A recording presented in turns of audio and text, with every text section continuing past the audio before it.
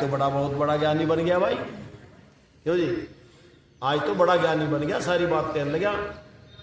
और ये बात पहले याद आ जाती तो ये जो सृष्टि है, जो ब्रह्मांड है, ये परमपिता परमात्मा की विधि है और वेद उसका विधान है, सूत्र है, फार्मूले। अच्छा बच्चों, फार्मूला हाथ लग जाए कोई, मकान बनाने का फार्मूला हो, गाड़ी बनाने का फार्मूला हो, परमाणु बम बनाने का फार्मूला हो, या आत्मा को परमात्मा से मिलाने का फार्मूला हो, युक्ति टेक्निकल पॉइंट यदि मिल जाए तो बहुत ज्यादा पढ़ने लिखने की आवश्यकता है कि फार्मूले से काम चल जाता है। एक सूत्र मिल जाओ, उसी से लंबा निबंध लिख देता है विद्यार्थी। सूत्र तो हो, कुछ अता पता दे। तो जी पहले जब कहानी सुनाया करते तो जब कहानी में उलझ जाते तो क्या कहते, सुरेंद्र जी कुछ अता पता बता, अता पता। तो वो फिर गाँव थे जुड़ तो वो जय निकाल लेता था। परमात्मा ने वेद मंत्र के अंदर अपने विचार दिए, सूत्र है जीवन कल्याण के लिए। इसीलिए कहा वेद का पढ़ना पढ़ाना और सुनना सुनाना सभी आदमियों का धर्म है। इसीलिए मैं लोगों से निवेदन करना चाहता हूँ तो ये समझे कि ये तो आर्यों का धर्म है, गुरुकुल वाला नहीं है। सभी आर्य निकम्मे को ये निकम्मा कहते तो लड़ाई हो जाएगी।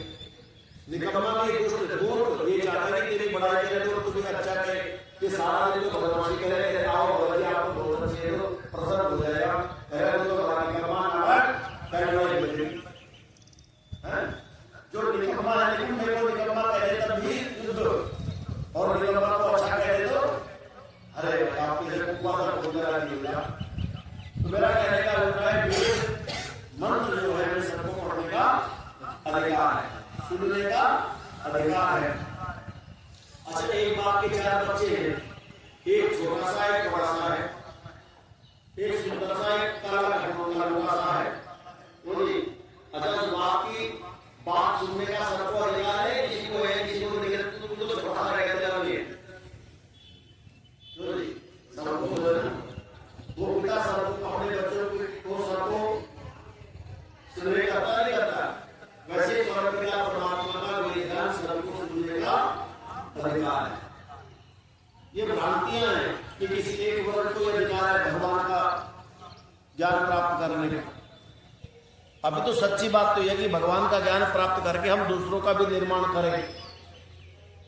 यदि आपने किसी एक विद्यार्थी को बना दिया ना, वे गुरु होते हैं खाड़े में पहलवान, और उनके जो गुरु होते हैं उनका नाम हो जाता है और देश का नाम होता है। उसने एक भी पहलवान बना दिया, एक भी सूत्र बना दिया, एक भी IAS बन गया, एक भी डॉक्टर इंजीनियर बन गया, और एक महात्मा संत बन गया, तो निश्चित रूप से देश का निर्माण होता है। बच्चों इतने बढ़िया बच्चे बैठे बोल रहे, जिन्हें बैठ करके राजनीति मंत्र और ईश्वर बच्चे पढ़ते हैं हैदराबाद में।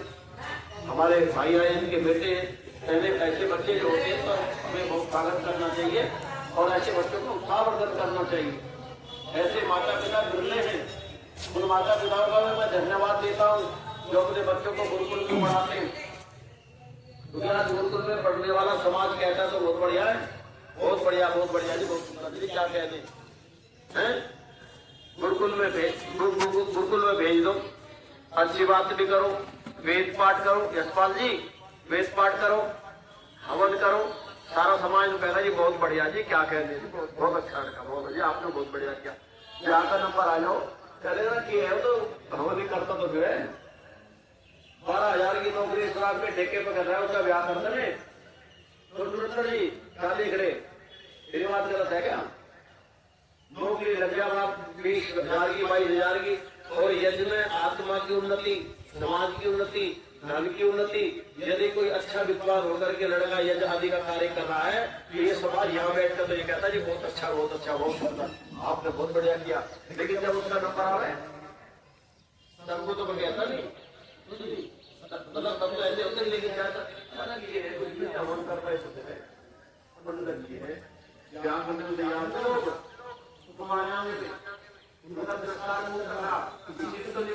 पढ़ते पढ़ाते। अगर आज देश तो गुरुकुल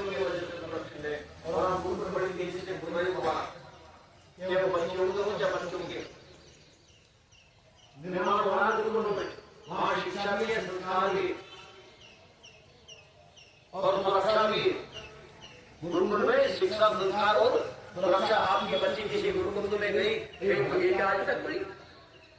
और ये थाली बड़ी जो दिक्कत क्या बाकी करें गुरुकुल में बगी कोई अलग ये विषय थी।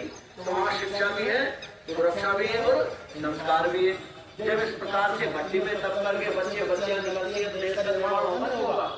तो ये बच्चे गुरुकुल में हमारे भाई ने भेजे तो ये बड़ी बात है, ये कल के भविष्य है।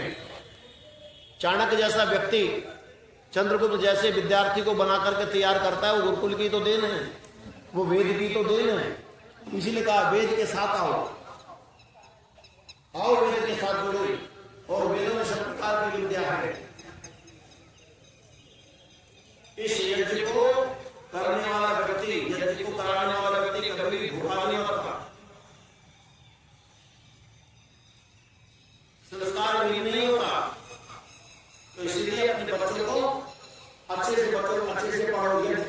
जो विद्यार्थी गुरुकुल में रहकर के जो वाले को सीख लेता बड़े अच्छे से, वो अपने दैनिक जीवन में शैक्षिक अवस्था को प्राप्त करके किसी न किसी पद पर भी जाता है। और वे बच्चे गुरुकुल में आगे लाइन के होते हैं, पाठ आदि सीख जाते हैं। और जो पाठ आदि नहीं सीखते वो पिछले लाइन के होते हैं। ये गुरुकुल की परंपरा है। एक तो बोलना जान जाता है, सीखना, एक पाठ करना जान जाता है। जिसको बोलना आ गया ना, तो आगे जिसको बोलना आ गया तो आगे समस्या तो उसकी वही खत्म हो जाती है। बड़ा भारी विद्वान बोलना जानता नहीं तो समस्या सारा जीवन बनी रहती है। वो सब्जेक्ट का तो स्कूल में जाके तो पढ़ा सकता है या घर में बैठ के बात कर सकता है, लेकिन गुरुकुल का प्रत्येक विद्यार्थी। आज तो एक बात बताऊं, अभी हिंदू सम्मेलन हुए सारे देश के अंदर, जितने भी आर्य समाज के विद्वान थे उन सबको हायर किया। मैं भी 16 सम्मेलनों में गया हूँ, बुलाया गया मेरठ में, बागपत में, गाजियाबाद, और जितना अच्छा वो बोलते थे ना, इतना दूसरे लोग नहीं बोल सके जो उसको आयोजित कर रहे थे। क्योंकि तो भट्टिया वेद से जुड़ करके विद्वान जब निकलता है तो वो सब राजनीति पर वो बोलता है, हिंदुत्व बोलता है, पर्यावरण पे वो बोलता है, संगठन पर वो बोलता है। अर्थात जिस पर बोलना आ गया वो कहां से, ये सब कहां सिखाया जाता है? ये गुरुकुलों में सिखाया जाता है। गुरु का कुल, जहां अंधकार से प्रकाश की ओर ले जा रहे होते बच्चों को, जहां कृष्ण सुदामा में भेद नहीं होता, जहां कृष्ण सुदामा में अंतर नहीं होता। ऐसे गुरुकुलीय परंपरा में जब बच्चे पढ़ करके निकलते हैं तो वो राष्ट्र कभी भी गुलामी की ओर नहीं जा सकता। अंग्रेजों ने यही तो किया था सबसे पहले, गुरुकुल को तोड़ दिया जाए, गुरुकुल को नष्ट कर दिया जाए। और जाति पाति पंथ भेदभाव में बटे हुए थे। क्यों बटे हुए थे? हमने वेद को उठा लिया, हिंदू पुराण को उठा लिया, इन्होंने महाभारत को उठा लिया और हमने कहा कि हमारी अपनी अपनी बात है, अपनी अपनी मान्यता है। यहाँ पर हमने छोटे छोटे क्या बना दिए, विचारधारा बना ली, ग्रुप बना दिए, और फिर मेरे ग्रुप में एक शक्तिशाली आत्म व्यक्ति ने मुझको सहारा दे दिया, मुझको प्रलोभन दे दिया और मैं अपने के खिलाफ हो गया। हर जाति और संप्रदाय के नाम पर, और ये पहले से चली आ रही है। अब भी ये बीमारी चल रही है, ये पहले से चली। छोटी छोटी रियासत थी, अब पूरा देश है, लेकिन देश में भी कहीं न कहीं कुछ न कुछ तथाकथित लोग इन सब चीजों को जीवित रखने की कोशिश करते हैं, जिससे तुम्हारा सिक्का चलता रहे और ये जनता आपस में लड़ती रहे। जब जब एक होने का मतलब आता नहीं, जनता एक हो रही है, फिर कुछ न कुछ कोई नई चीज छोड़ देते हैं, फिर मन और मत एक हो जाता है। खैर मैं उधर जाना नहीं चाहता, मैं तो विशेषकर इन बच्चों को आशीर्वाद देना चाहता हूँ और इनके पिता का धन्यवाद करना चाहता हूँ कि इन्होंने अपने बच्चों को गुरुकुल में पढ़ाया। आपको लगता है कि गुरुकुल ऐसे ही, क्योंकि आप गुरुकुल के संपर्क में नहीं आए। हमारे विद्यालय में पढ़ने वाले बच्चे कम से कम शताधिक सरकारी नौकरियों में बड़े ऊंचे पद पर हासिल है। एक बेटा तो वो अंकुर आया करता, जीसी हो गया, यहाँ आता था वेद पाठ करने के लिए, SDM हो गए बच्चे। गुरुकुल रामलीला बगल वाला प्रिंसिपल बैठा है, विद्यालय विभाग में डॉक्टर योगेश गुरुकुल का है, मढ़ी में गुरुकुल का है, दिल्ली में जाने कितने बच्चे लगे हुए, राजकीय विद्यालय में जाने कितने प्रिंसिपल बन गए। और हमें बाहर से क्या लगता है कि तो संस्कृत वाला है, मैं कहूँ वो छोटी सी स्टेशन बम तैयार हुए, बम और सुरक्षित, माता पिता सुरक्षित, संस्कृत का पढ़ा लिखा व्यक्ति, अच्छा एक बात बताओ बच्चों, संस्कृत के पढ़े लिखे व्यक्ति ने कभी आत्महत्या की? इतिहास उठाकर देखो अब तक सुरेंद्र जी, और लाखों करोड़ों में खेलने वाला वो बच्चा आत्महत्या करता ही नहीं करता। पिछले दिन गाजियाबाद में एक IAS ने आत्महत्या कर ली। क्या मतलब हुआ? पढ़ाई लिखाई का। और संस्कृत का व्यक्ति इतना शालीन होता है, इतना सभ्य होता है, इतना शिष्ट होता है और इतना अपने आप में सिमट जाता है, यदि इसको रहने के लिए कोई कमरा मकान भी न मिले तो रेलवे स्टेशन पर चादर बिछा करके रात काट लेता है। और ये हमारे वाले तथाकथित पढ़े लिखे, यदि स्टेशन पे गाड़ी 5 मिनट लेट हो जाए ना आने के लिए तो हल्ला काट देते हैं। तुम्हें फोन किया था, तुम्हें पता नहीं कितने देर से यहाँ बैठी हूँ, तुम्हें इतना पता नहीं? 5 मिनट में सर को उठा दिया आसमान। और संस्कृत का व्यक्ति वहीं स्टेशन पर बैठा है तो एक आध केला खा जाए, हमारे वाला क्या खाए? गोलगप्पे, चाउमीन, बर्गर। और जब आंख खत्म, जब आंख नमस्ते कर रही है, जब जाते हैं बताइए मोबाइल बाजी के लिए तेरे को मान लेगा सारी जिंदगी गलत घुमाया और बाद में ठाकुर दे दिया वाला। तो पहले शिक्षण से जाने ये भी आपको शिक्षा देगा। विशेषकर मैं निवेदन करता हूँ कि हमारे बच्चे गुरुकुलों में जरूर पढ़ने चाहिए, अच्छे गुरुकुलों में पढ़ने चाहिए। पढ़ने कहाँ से? बच्चा कहाँ से? अगर एक आध बच्चा पैदा हो, एक आध मुश्किल, अगले लोगों ने मतलब कर दिया, बच्चा शेर का बच्चा एक अच्छा तू शेर है, तो जानवर ही शेर हो, क्या दिक्कत है?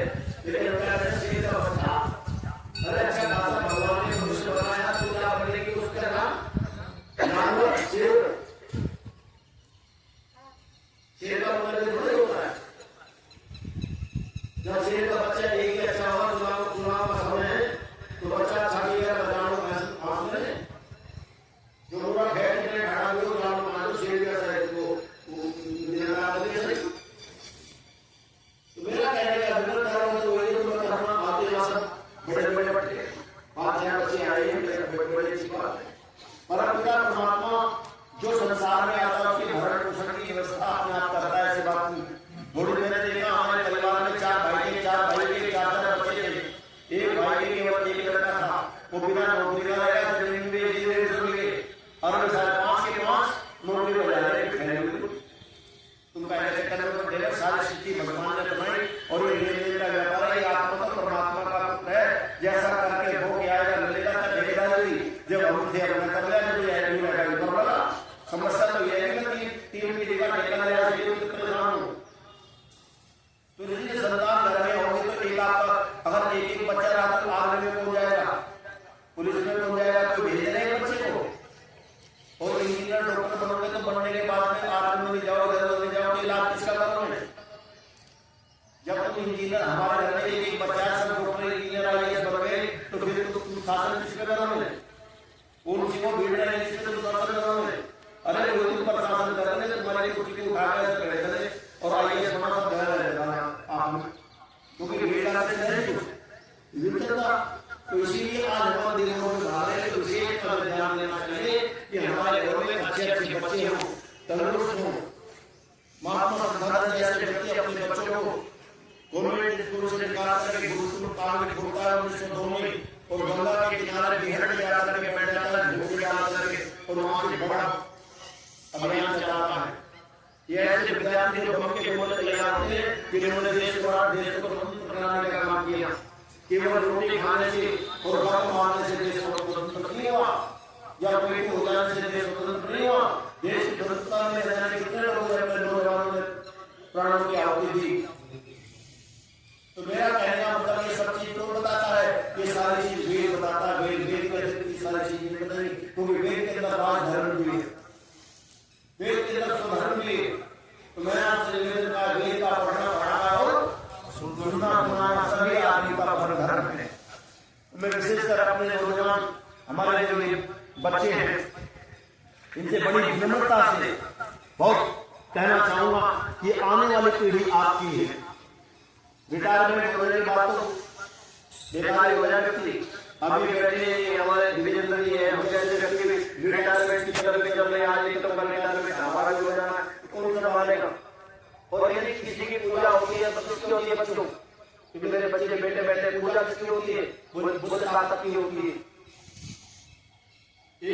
चार लड़के जा रहे हो, एक तरफ एक दूसरे आ रहे, अगर कोई अज्ञात का व्यक्ति आ गया तो दूसरा लड़का चार दूसरा लड़का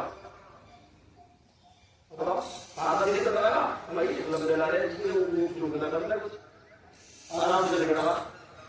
तो किसको ताकत है, ताकत की पूजा होती है, चाहे बुद्धि की ताकत हो, चाहे पैसे की ताकत हो, चाहे डंडे की ताकत हो, चाहे शिक्षा की ताकत हो, चाहे समाज की ताकत हो, जिसकी ताकत है उसके पास में उसकी पूजा है। इसलिए परमात्मा की भी पूजा इसीलिए होती है कि वो शक्तियों की शक्ति है, ताकतों की ताकत है। सर्वशक्तिमान कौन है? परमपिता परमात्मा। इसीलिए जब हम फंस जाते हैं तो उसको ही पूजते हैं।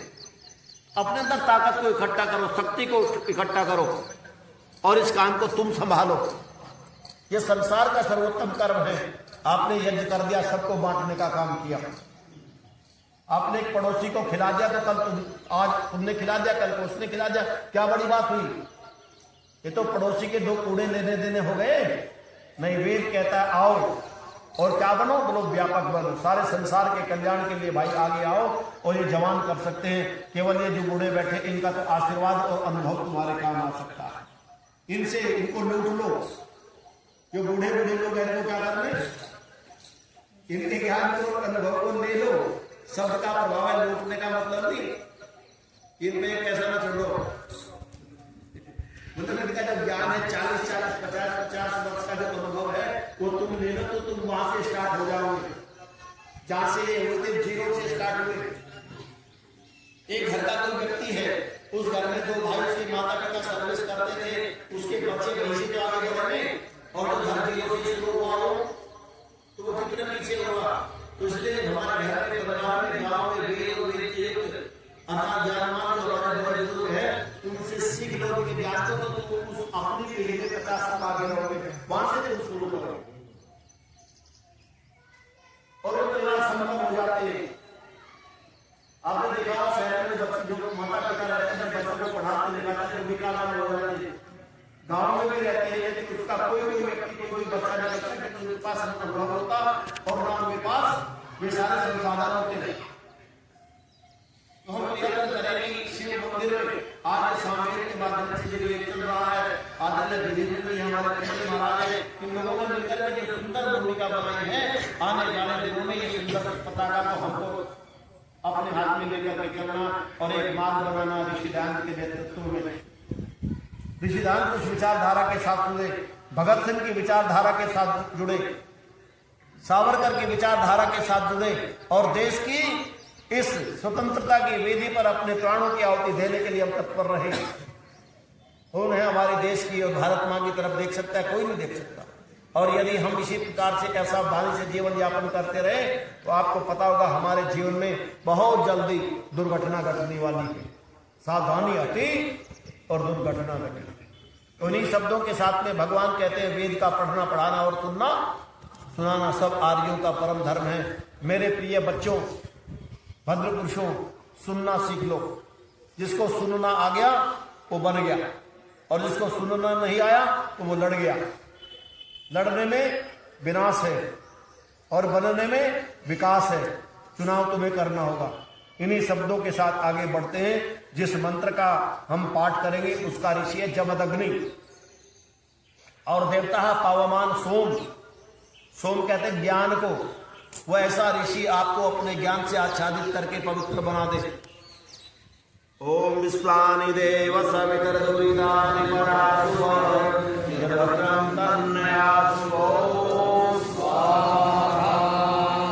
ओम एकरानिन्द्रमस्मिनः पवित्रमासः विश्वानयभिषोभो स्वाहा। ओम विहरन्तोऽधिरापुरः शुभा गुप्तोकायवादिनः त्वमनाग्नवन्त अर्वतो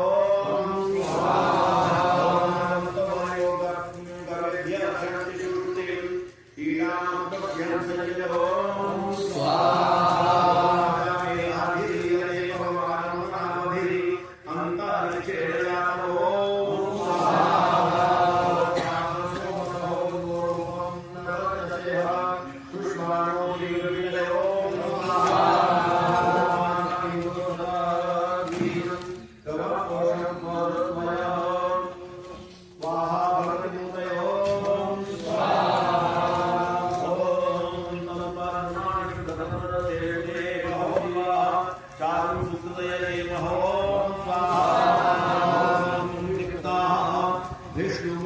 महामहि व्रतंपदं सदक्षिणों स्वादैराध्याय राजां कृतो दिवः सुपर्णो अव्ययधिभरो स्वाहा ओम तथा हित्वान इंद्रियं जयायो हि महित्वा मार्गे अभिषेकर्षणी स्वाहा ओम स्वामी विशेषाधारणं गोपानन्दसविधरो ओम भूर्भुवः स्वाहा तत्सवितुर्वरेण्यं भर्गो देवस्य धीमहि